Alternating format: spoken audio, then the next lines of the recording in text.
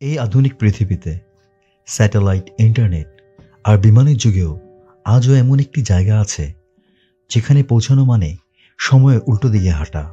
একটি দ্বীপ, প্রশান্ত মহাসাগরের মাঝখানে লুকিয়ে থাকা এক গোপন পৃথিবী, যেখানে কোনো বিমান নামতে পারে না, কোনো ক্রুজ শিপ ভিড়ে না।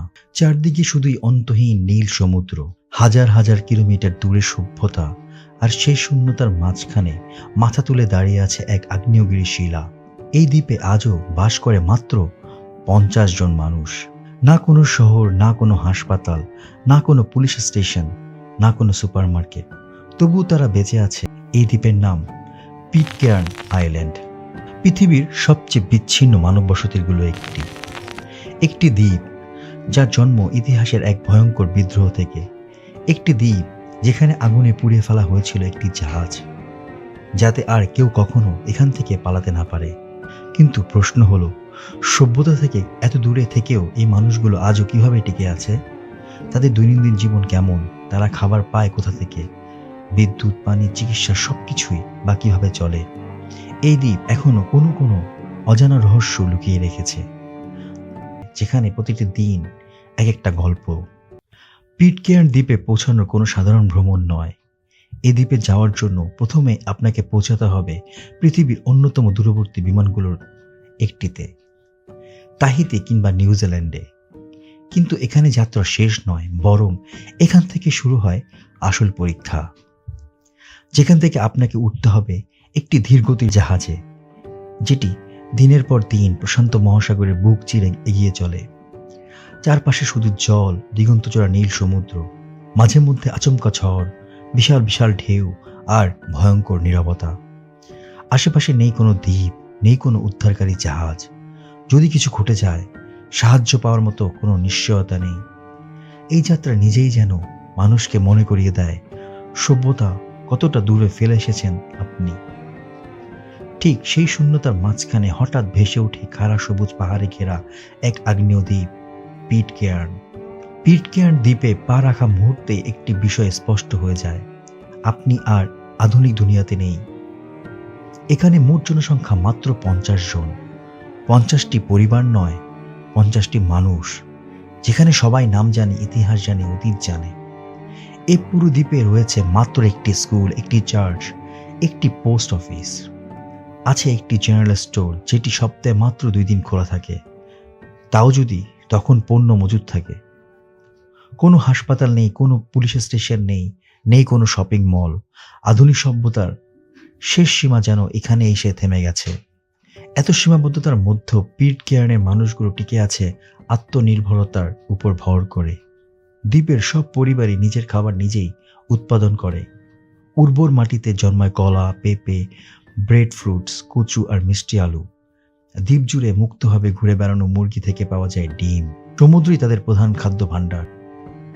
পুরুষরা প্রতিদিন পাহাড়ে খাড়া কিনারা থেকে গভীর নির্জলে মাছ ধরেন। তাজা টুনা আর ওয়াও মাছ তাদের প্রধান প্রোটিনের উৎস। এই দ্বীপে নেই কোনো প্রাকৃতিক মিঠা পানির উৎস, না নদী, না ঝর্ণা। পুরোপুরি নির্ভর করতে হয় বৃষ্টির পানির উপর, যা ট্যাঙ্কে জমিয়ে রাখা হয়। প্রতিটি ফোঁটা পানির মূল্য এখানে অপরিসীম।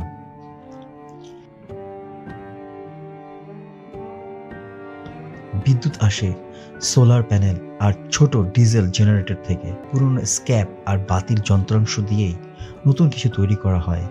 এখানে কিছু ফেলে দেওয়া হয় না, সবকিছু মেরামত করা হয় যতক্ষণ না একেবারে অচল হয়ে যায়।